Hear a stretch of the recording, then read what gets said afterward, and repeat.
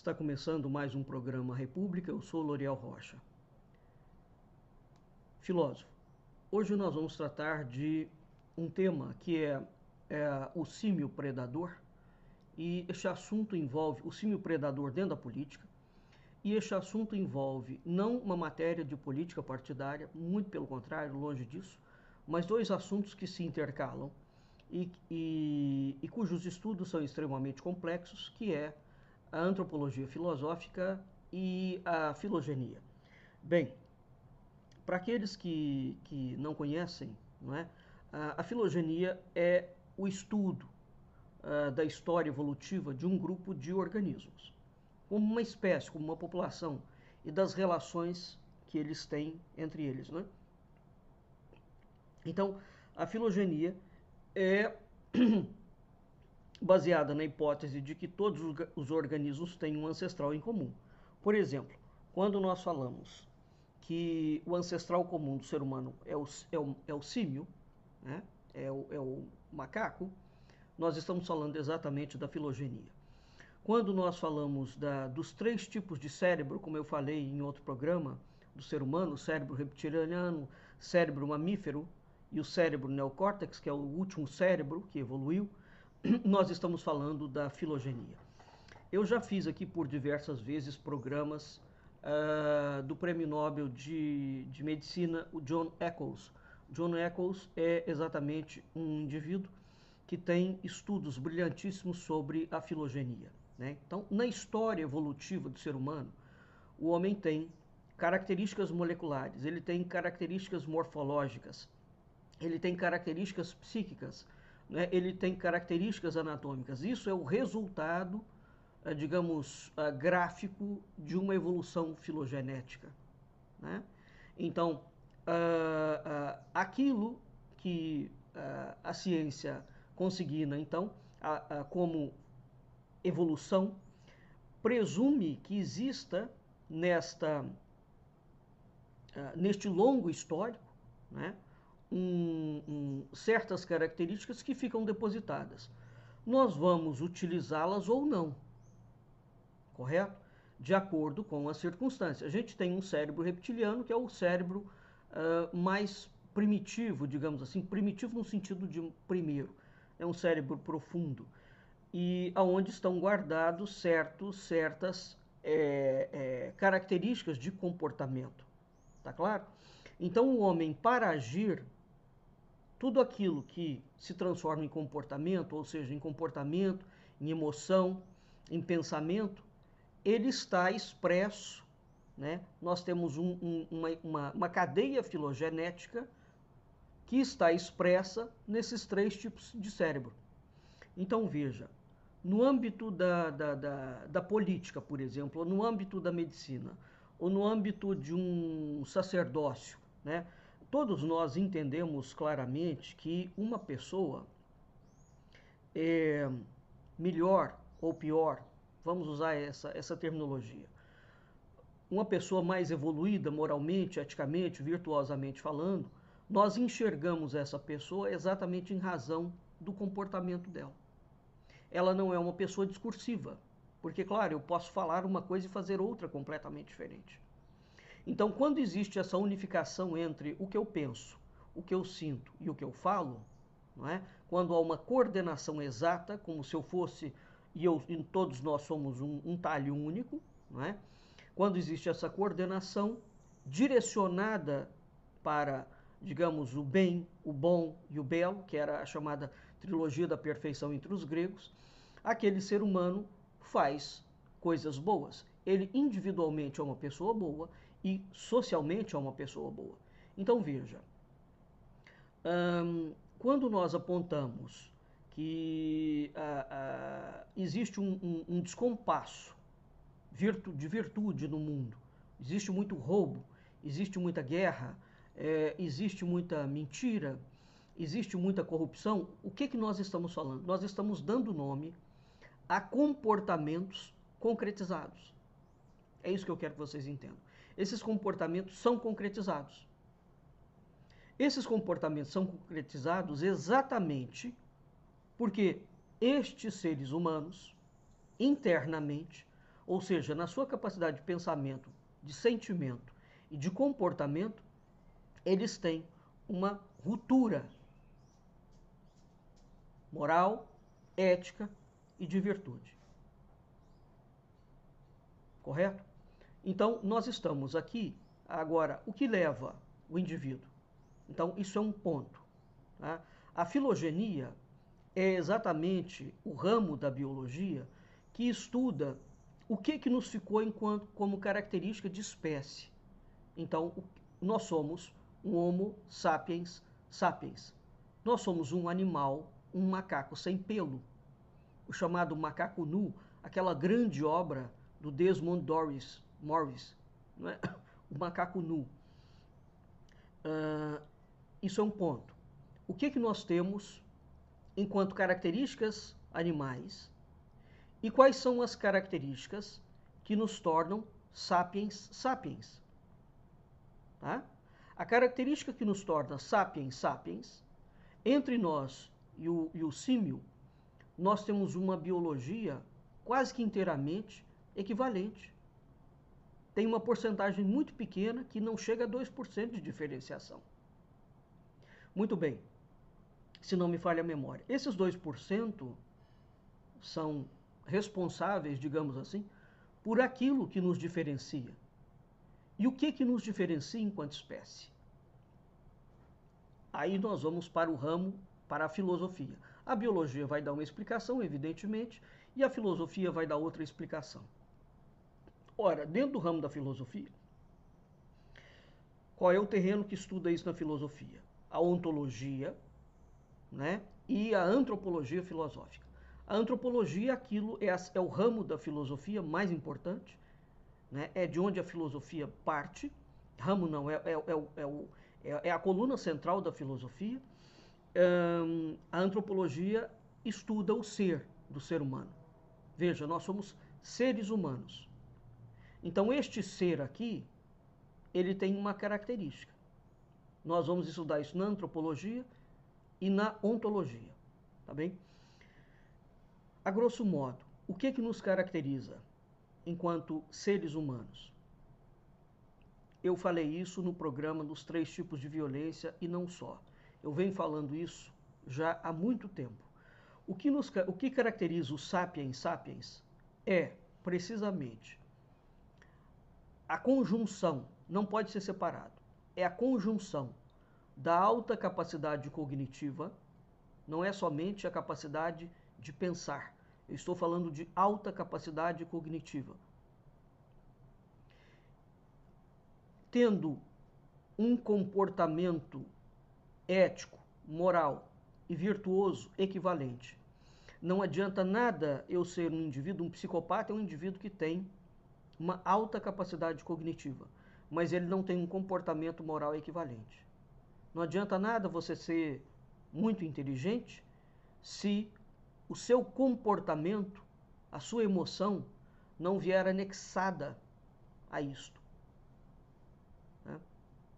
Quando Platão utiliza a simbólica da carruagem, dos 2 cavalos e do cocheiro para explicar o funcionamento da alma tremembrada e do ser humano, ele está falando exatamente disso. A filosofia é a sabedoria, a via, o caminho, já fiz programa sobre isso, para atingir a sabedoria. Muito bem. O que a filosofia ensina desde tempos imemoriais? Primeiro, o autoconhecimento, né? O homem tem que se autoconhecer. E este autoconhecimento presume que ele consiga conhecer o seu pensamento, a sua reflexão, desenvolver uma alta capacidade cognitiva, né? Desenvolver um coração virtuoso e desenvolver um comportamento virtuoso. Isso é, em linhas gerais, digamos, a via de autoconhecimento que propõe a filosofia. Então a filosofia não é uma via para você tornar-se muito inteligente para oprimir o outro. É o inverso. A filosofia é um caminho interior.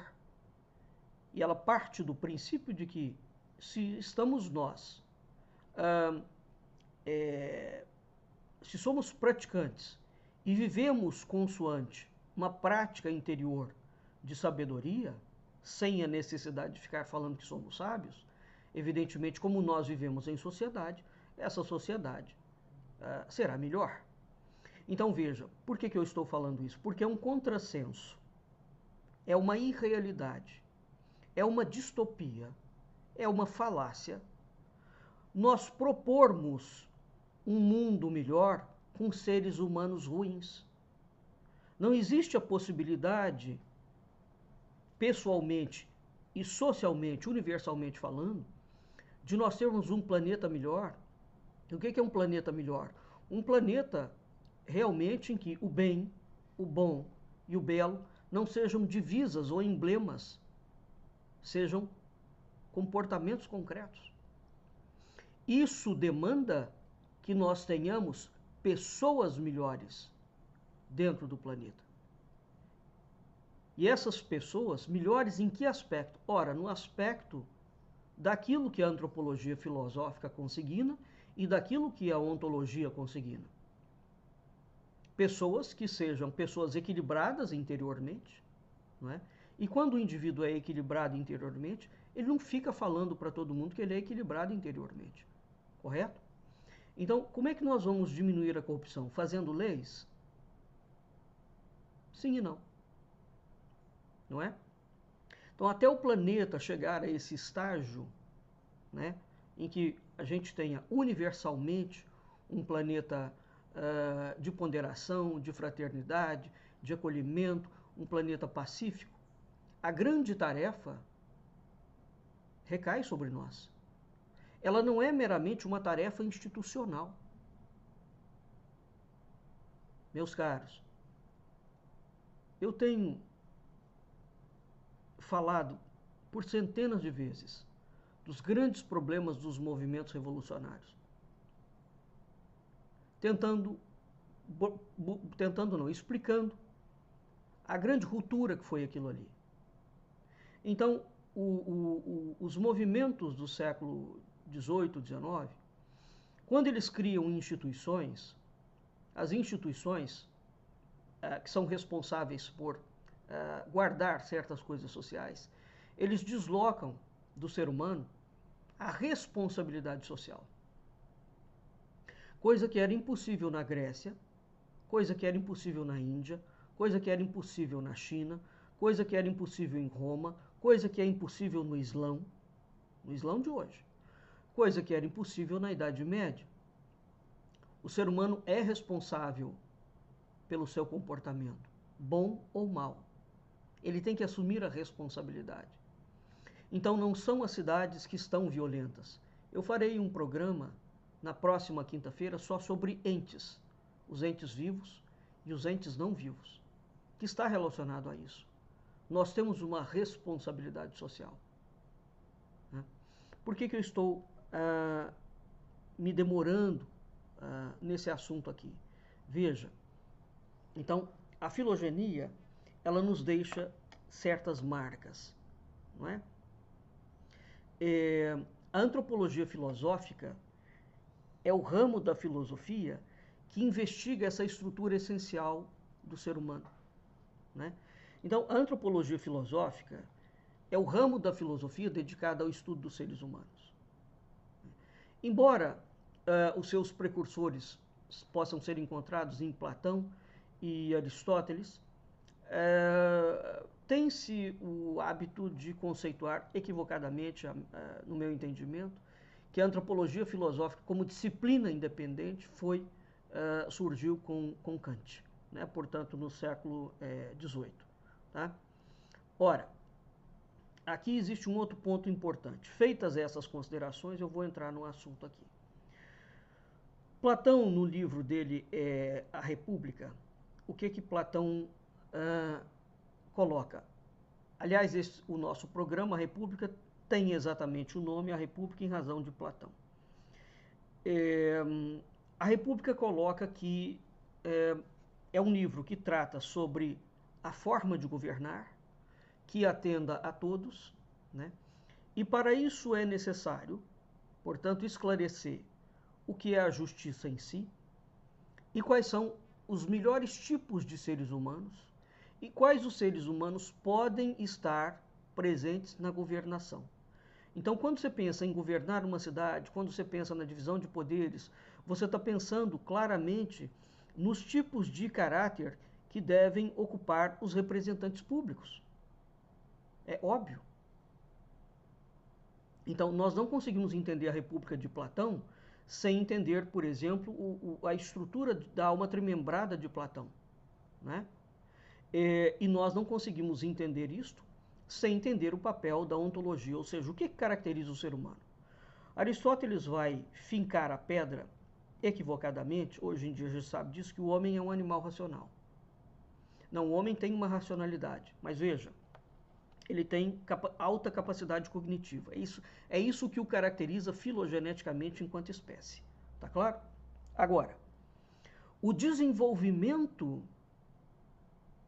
do raciocínio, né, da alta racionalidade, que inclui inclusivamente a capacidade de abstração, é algo extremamente complexo. Ou seja, todos nós temos cérebro. Isso significa que o fato de nós termos o órgão cérebro automaticamente deriva disto, automaticamente, que eu sou uma pessoa melhor? É claro que não. É claro que não. Então veja, para ser uma pessoa melhor, demanda que eu faça sobre mim um trabalho. O IMUB, desde que foi fundado, há quase 30 anos, nós damos um curso chamado Filosofia e Consciência, que é exatamente essa ideia do trabalho sobre si. Correto? Porque o ser do ser humano é consciência e é experiência ao mesmo tempo. Então é um equívoco tremendo achar que o indivíduo que vai aprimorar a sua alta cognição, ele não tem que ter um comportamento correlato. Tem. E assim como ele tem uma alta capacidade de cognição, ele tem que ter um comportamento virtuoso, ético e moral na mesma linha.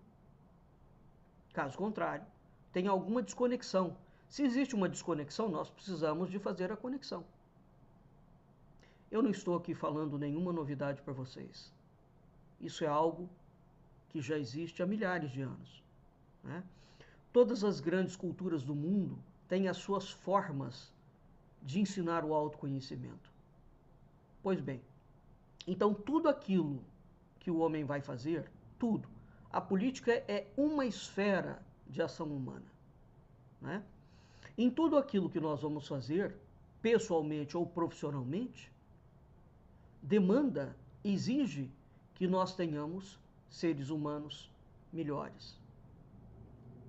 Aqui, sobretudo, aqueles que estão à frente de cargos públicos. Aqueles que estão à frente são CEO de empresas. Aqueles que estão à frente dos exércitos. Aqueles que estão à frente das monarquias. Por quê? Porque o indivíduo que está no topo, o exemplo dele é visível. E o exemplo arrasta. O exemplo estimula, né? Aquele que é um indivíduo exemplar, ele tem como conclamar o cidadão que vive numa desmedida, né? Que vive numa ausência de ética, de moral e de virtude, que vive praticando mal, vamos usar essa categoria, que vive praticando mal, que é violento, que é corrupto. O indivíduo que é um exemplo de seriedade e de pessoa humana, ele tem autoridade espiritual, ela não é moral, ela é espiritual.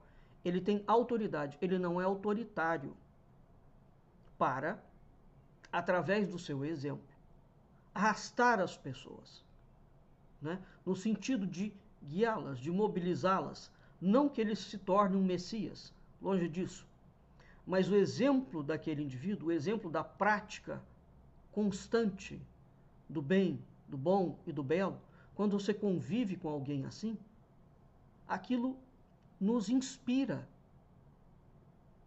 Então, o verdadeiro mestre Ele não exerce uma liderança uma liderança de guia, de Messias. O verdadeiro mestre é aquele que é, porque é. E sendo, ele inspira para que você também seja.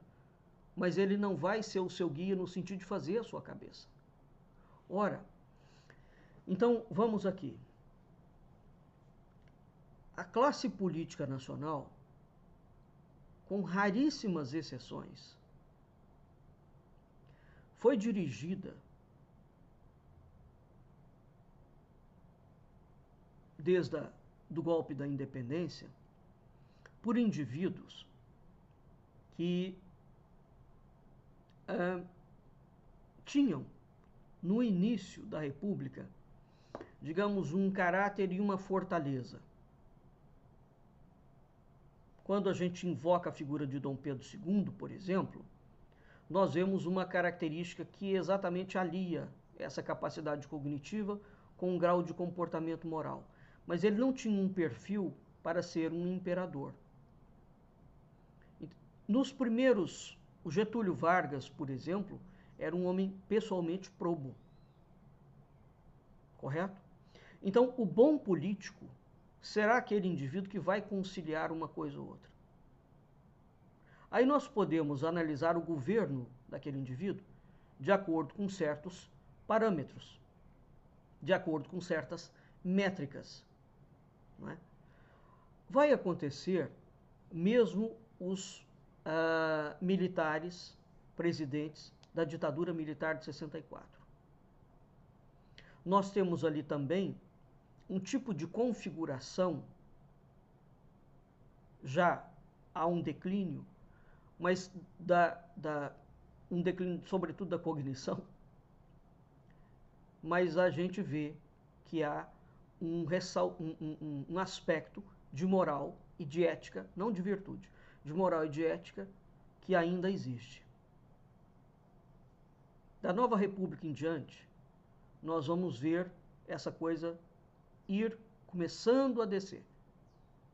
Bem, isso é um fenômeno não só do Brasil. E é aqui que eu quero chamar a atenção de vocês.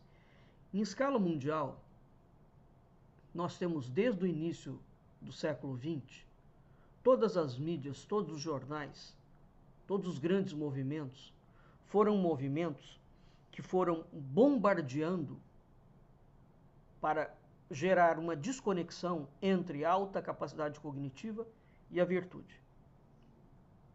Tá claro? De modo que hoje, vamos pegar o show da Madonna que teve no Rio de Janeiro. Vamos pegar agora as bizarrices que aconteceram no Rock in Rio, no Rio de Janeiro. Vamos pegar o comércio aberto de órgãos. Vamos pegar o comércio aberto de drogas. Vamos pegar o comércio aberto de bebida em larga escala. Vamos pegar o comércio aberto de venda de mulheres. Vamos pegar qualquer coisa. Hoje, quando nós analisamos, sob a perspectiva do comércio, e constatamos a violência, não é? Que a violência ela não é só física, ela é psicológica, ela é simbólica. Quando nós constatamos como o mundo está ruim, não é o mundo que está ruim, são as pessoas que não estão equilibradas. E onde está a causa do desequilíbrio? Nessa desconexão. Então veja,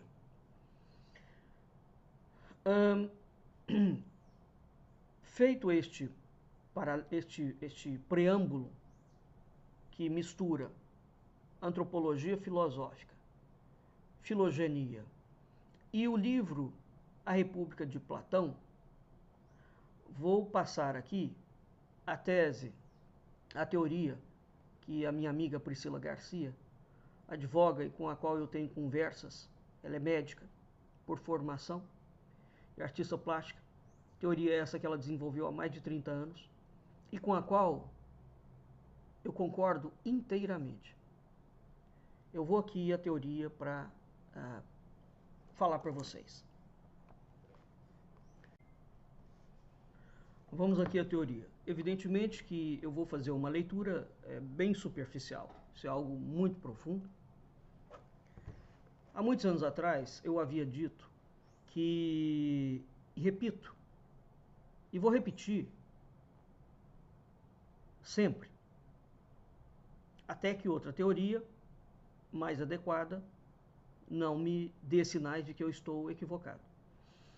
Eu havia dito que o Bolsonaro, depois que ele terminasse o governo dele, que qualquer criatura poderia tornar-se presidente da República, inclusive criminosos e bandidos como o Fernandinho Beiramar.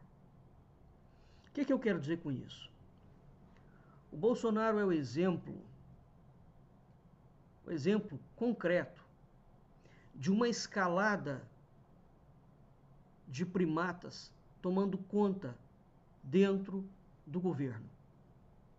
Ele falou por diversas vezes, não foi uma só, que o objetivo deles entrarem no governo era destruir o Brasil.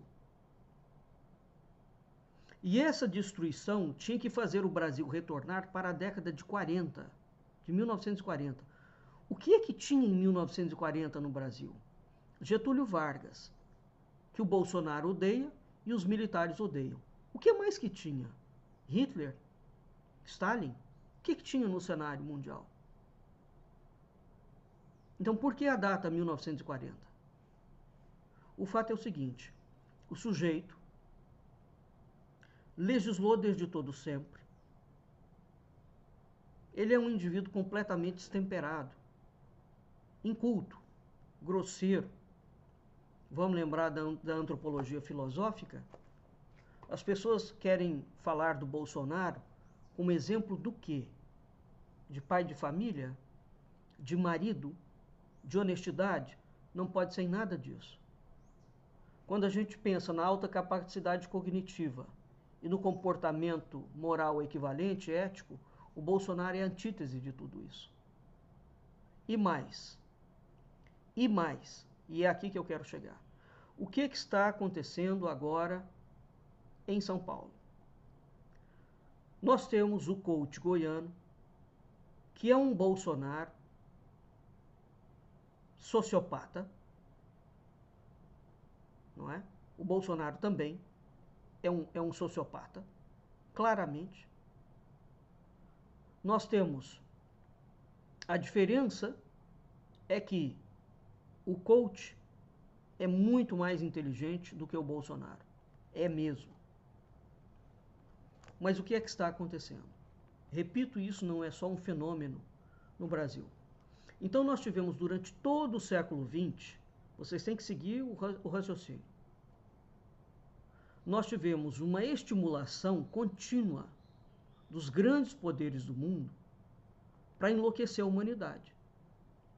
Ou seja, para desconectar aquilo que, dentro da escala da filogenia, gerou um cérebro mais evoluído, com um comportamento equivalente. O que nós temos? Nós temos a estimulação diária, contínua, não em comportamentos evoluídos, mas exatamente no inverso, na involução. Eu comecei este ano fazendo vários programas sobre homeostase civilizacional, o declínio da civilização. Como é que uma civilização declina, meus caros? E as instituições que não estão funcionando. Não, não são as instituições. São as pessoas humanas que estão ocupando as instituições, que estão degradadas enquanto ser humano a tal ponto que elas destroem as instituições por dentro. Correto? Eis o ponto aonde eu quero chegar. Então, o que nós estamos assistindo enquanto fenômeno político, fenômeno das empresas, né, fenômenos sociais, fenômenos dentro das casas, as crianças estão cada dia mais agressivas. Os adolescentes estão mais agressivos. Há 200 milhões de casos de adolescentes que batem nos professores. Pessoas que vão e incendeiam as outras nas ruas, gratuitamente. Os exemplos são imensos. nós estamos falando do quê? É muito fácil não tentar escamotear a realidade para não entender o problema. O problema está no descontrole da psique humana. É preciso invocar a filogenia, é preciso invocar a antropologia filosófica, é preciso invocar a ontologia, é preciso invocar a biologia evolutiva, é preciso invocar todas as teorias psiquiátricas e psicanalíticas para entender o que está acontecendo. É um problema dentro do ser humano. Dentro. Nós estamos assistindo aquilo que o Mário Ferreira dos Santos e o professor Jorge Boaventura já fez programa demais sobre isso. Falava como sendo o fenômeno qualificado como homeostase civilizacional ou a invasão vertical dos bárbaros. Há um problema, há uma ruptura na capacidade cognitiva. Há uma ruptura entre a alta cognição e o comportamento. Claramente. Somente esta ruptura entre a alta cognição e o comportamento gera a violência. Geram doenças sociais. Tá bem? A política que nós assistimos é um efeito disso. Desta desorganização. Ou seja, se o homem, na escala da filogenia, chegou a um ponto em que ele consegue conciliar a cognição com virtude, e se nós não vemos esses exemplos, isso significa que nós estamos retroagindo na escala filogenética. Há uma ruptura aqui, mundialmente. E há mesmo, tá? Bem, as causas para isso são inúmeras. Mas, aqui vamos ao texto da Priscila. Então, quando o indivíduo apoia, veja o que está acontecendo na política internacional. No Brasil, basta o sujeito vir e gritar, xingar, cuspir em todo mundo, fazer as maiores lambanças, ter um comportamento que o seu pai, o seu avô, o seu bisavô desaprovaria de cheio. Tá claro? Um comportamento de gente mal educada, de gente incivilizada, para dizer o mínimo. Hoje, quanto mais o indivíduo consegue fazer isso, mais ele é aplaudido pela louca da falsa direita brasileira. Olha só. Então, o apoiador de indivíduos como o Trump, como o Bolsonaro, né, como aquele cara de Portugal agora, da extrema-direita portuguesa, que me fugiu o nome dele, ou como o Marçal, é a rigor, né, um humano involuído, cuja capacidade cognitiva e moral foi obliterada por diversos meios artificiais. Então, eu vou pegar aqui a teoria da Priscila. Uma vez que você naturaliza, portanto, então vamos entender o problema. Quando o indivíduo, algum tempo atrás, nós iríamos admirar os indivíduos, os melhores da espécie. Os indivíduos mais educados, os indivíduos mais elegantes, os indivíduos mais nobres, como pessoa. Não tem a ver com dinheiro, não. Como pessoa.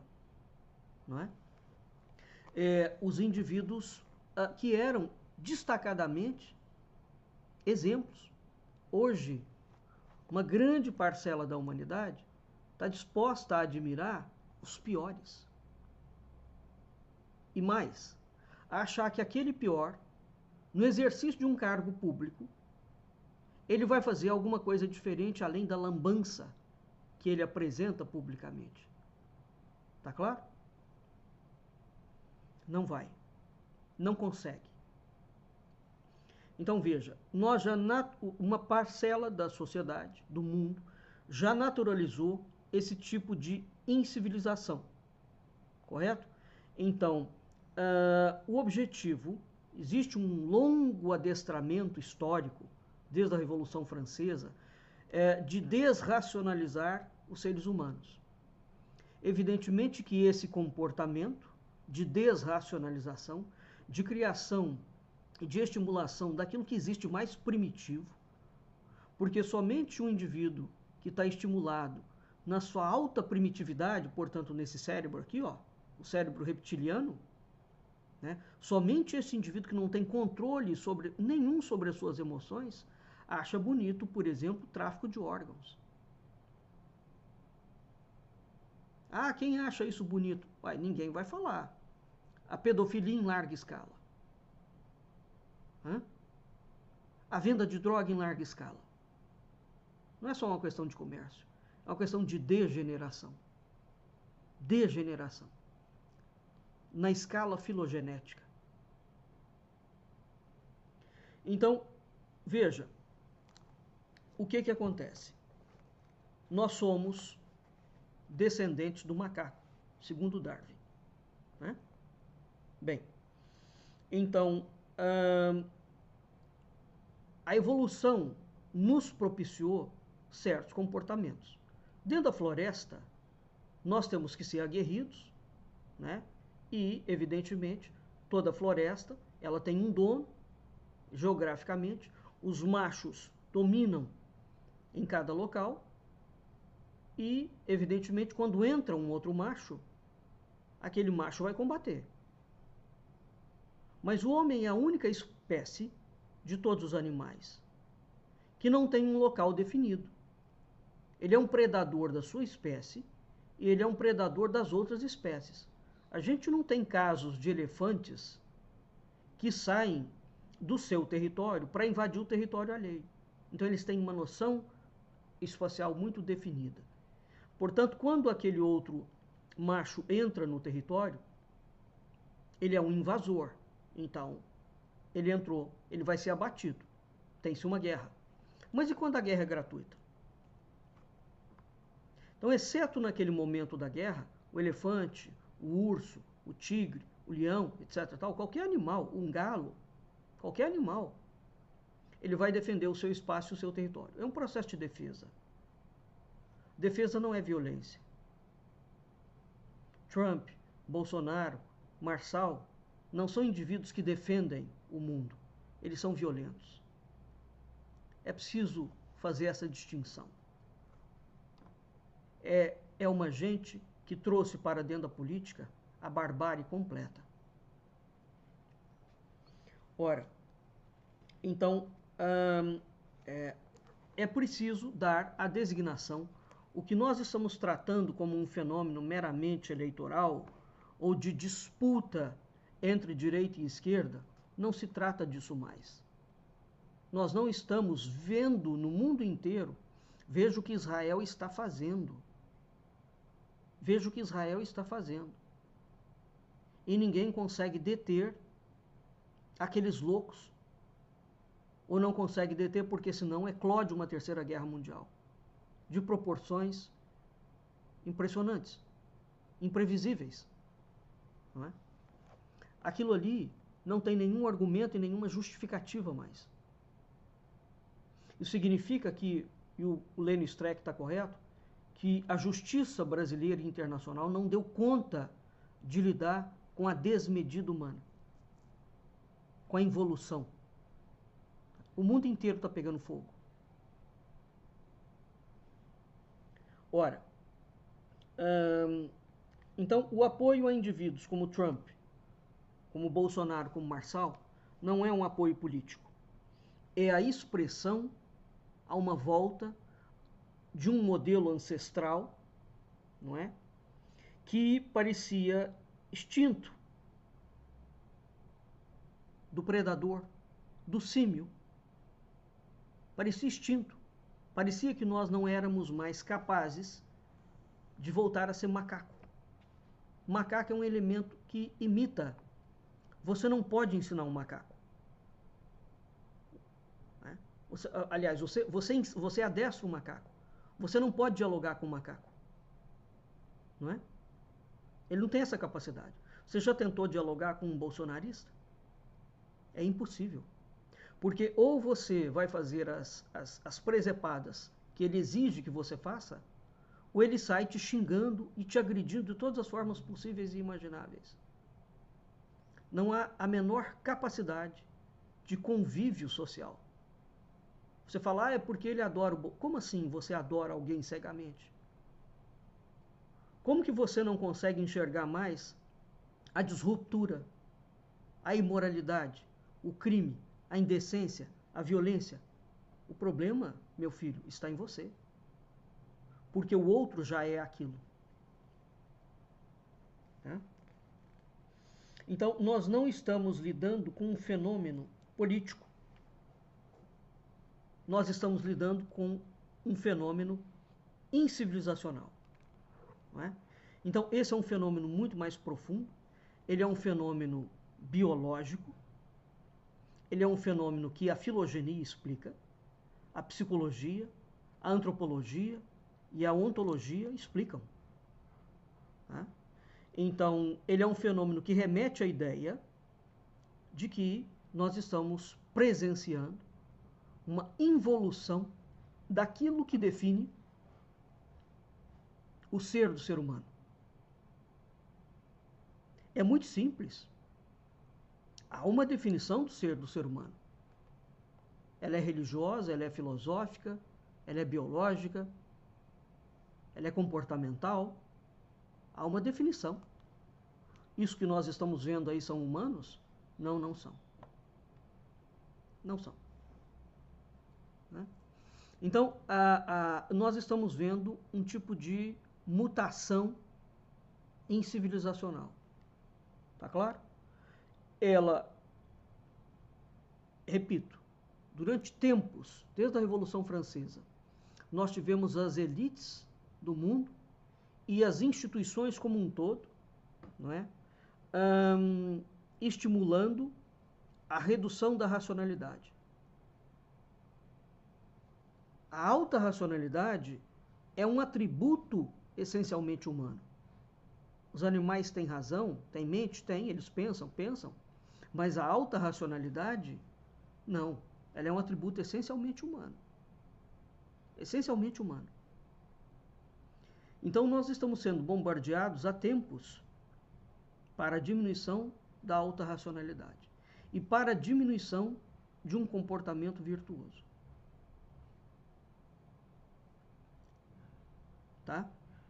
Ora, o que a gente verifica também é que há seres humanos que estão conseguindo resistir a essa desumanização, a esse processo incivilizacional, e outros não. Outros estão sendo levados de roldão. Então, nós temos na natureza uma série de mamíferos ditos superiores. Vaca, cachorro, porco, gato, não é? Os felinos, os macacos todos. Todos eles têm uma racionalidade, mas ela não é uma alta capacidade cognitiva. Tá claro? Então, o fato é que aquilo que caracteriza a espécie humana é a capacidade racional. E essa capacidade racional, ela está ligada ao senso moral. Ela está ligada ao senso ético e ela está ligada ao senso de virtude. Não tem como você desmembrar uma coisa da outra. Tá? Então, é em cima disso que os seres humanos compuseram códigos civilizacionais e construíram culturas. Todas as culturas são construídas em cima do exercício dessa capacidade, dessa alta capacidade cognitiva, né? E de um comportamento equivalente, você vai construir cultura. É isso que nos faz estudar todas as culturas do mundo antigo. Veja bem, quando a alta capacidade racional é desligada do senso moral, nós temos exatamente o cenário do filme Mad Max. Você só tem violência. Você tem um mundo inteiramente destruído. E os fortões, os valentões, é que ficam oprimindo todo mundo e matando todo mundo por matar. Ele não tem outro objetivo. A predação passa a ser um meio natural de subsistir. Aí você fala, mas por que você está matando? Você está matando igual o leão? Não, o leão está matando porque o outro macho entrou no território dele. Esse macho aqui agride, mata e violenta gratuitamente. Portanto, não é uma questão de território, de defesa. E veja, durante o governo miliciano, a quantidade de iconografias panfletárias que esses loucos colocavam, dele montado num cavalo, dele como um herói, comparando ao super-herói da Marvel, Jesus abençoando aquilo. Olha, realmente é algo indizível o que a gente foi presenciando dentro do Brasil. Não é? Então, o que acontece? Quando uma civilização cai, quando ela tomba, né? Quando ela desaparece, outra assume o seu lugar. Não é?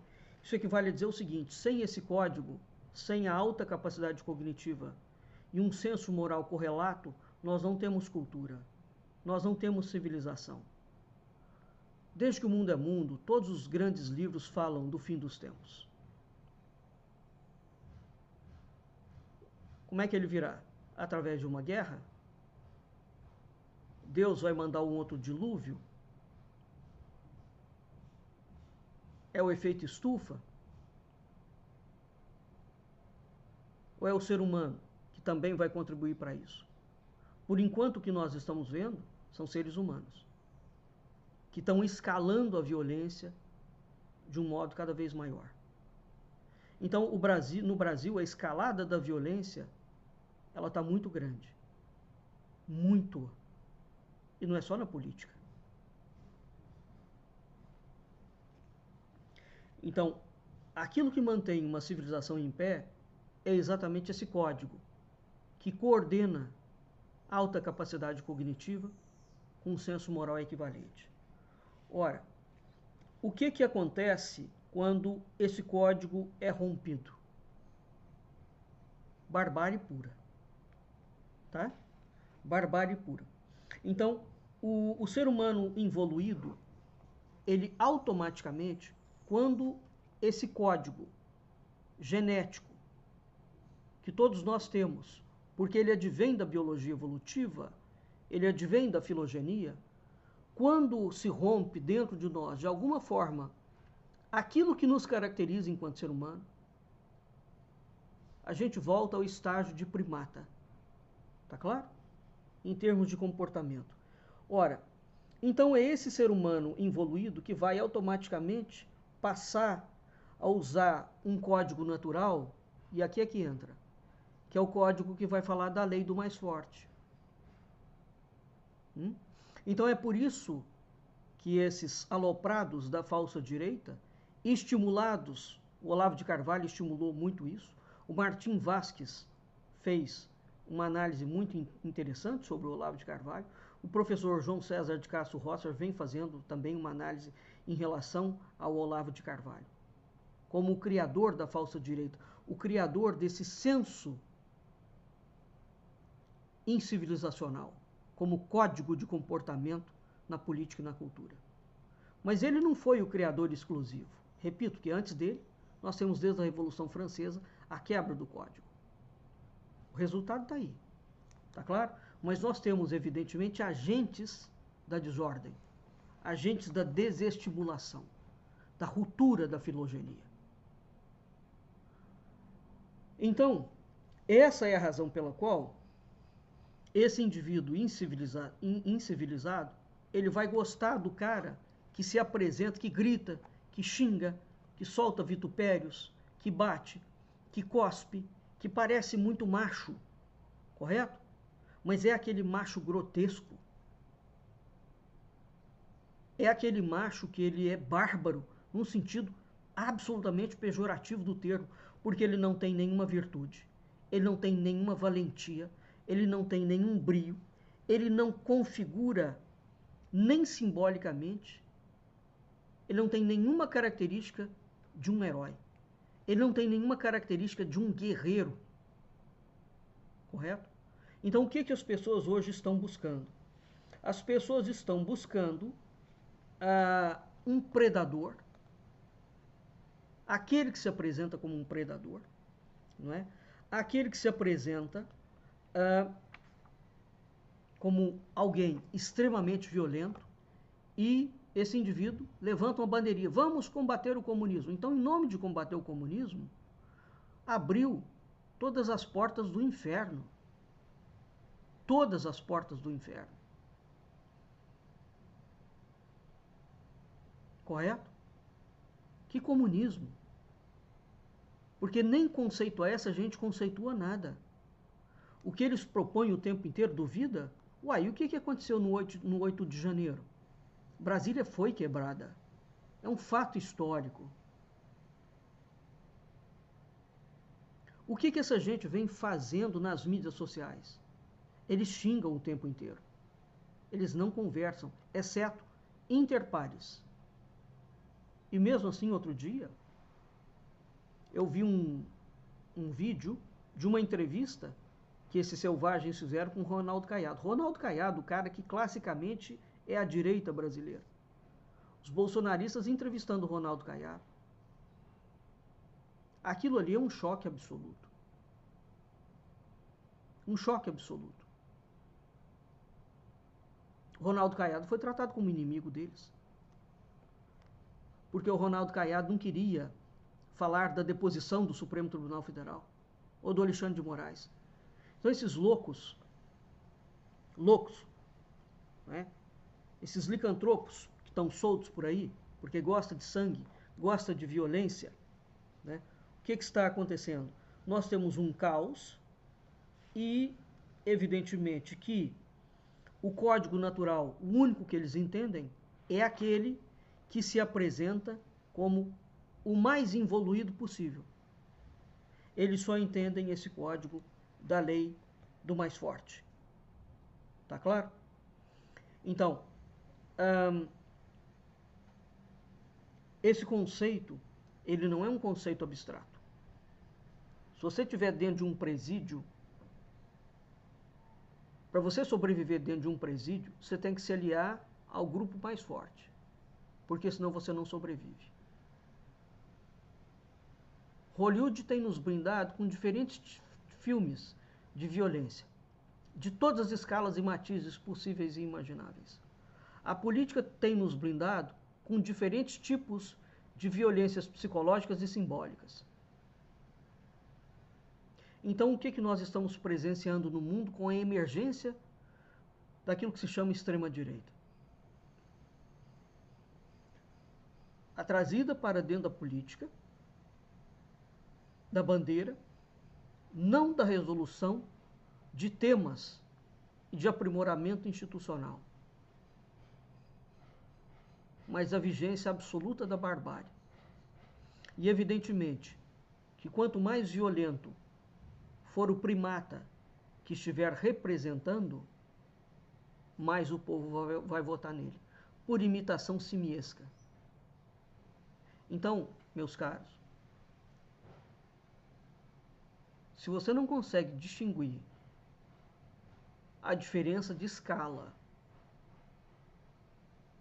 e por manobra mimética, ilusória e distópica, você segue qualquer um que fala, vamos combater o comunismo,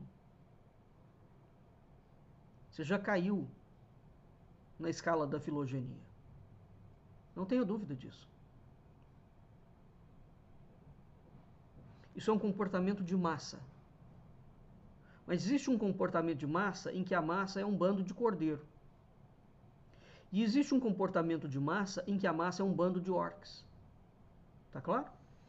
Então, os filmes distópicos do Admirável Mundo Novo, por exemplo, você tem uma massa de cordeiros. As pessoas, a sociedade é bem organizada, é limpinha, é evoluída, entre aspas. Ela é domada. Você não tem ninguém ali quebrando nada. No filme No Senhor dos Anéis, você tem a massa de orcs que quando entra, ela entra para destruir. Ela não entra para construir nada. Então nós tivemos na presidência da República um sujeito que falava claramente que veio para destruir tudo. Destruiu. Em 4 anos. E a destruição foi grande. Grande mesmo.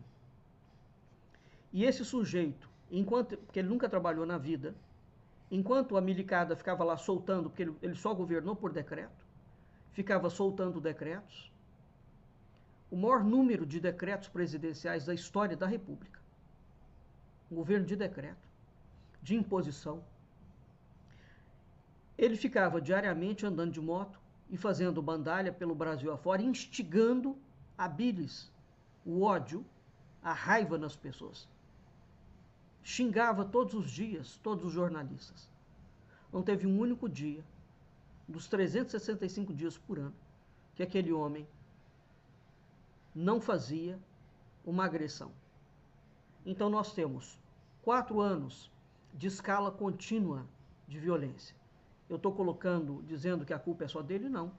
Eu estou dizendo o seguinte: o Brasil, as instituições brasileiras não foram capazes, embora ele tivesse cometido mais de 27 crimes constitucionais, de enjaular esse primata.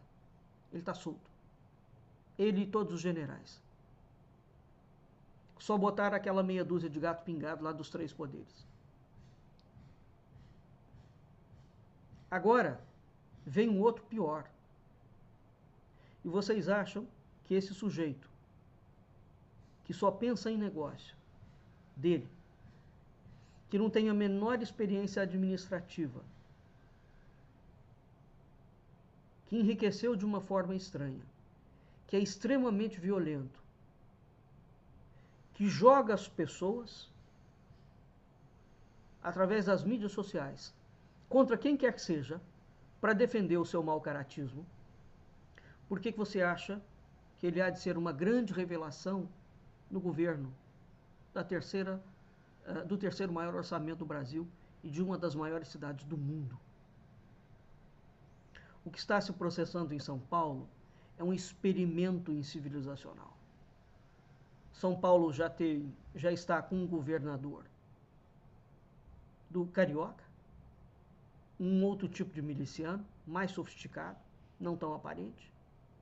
E agora, se a prefeitura cair nas mãos deste outro tipo de predador, vocês vão ver para onde vai caminhar a política brasileira. Tá claro? Então, para finalizar, o que nós temos aqui é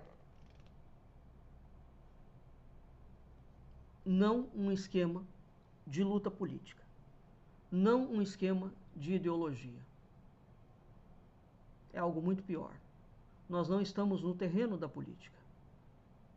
Enquanto nós estivermos olhando para o terreno da política, nós não vamos conseguir fazer a análise concreta e correta do que está acontecendo, não só no Brasil, repito, bem como no mundo. A violência, ela tem nível, correto? De um nível em diante, ela não é violência mais, ela é barbárie. Tá claro? Inclusivamente esta medida, esta métrica, este escalonamento que faz a diferença entre as coisas, inclusive a diferença na criminalização.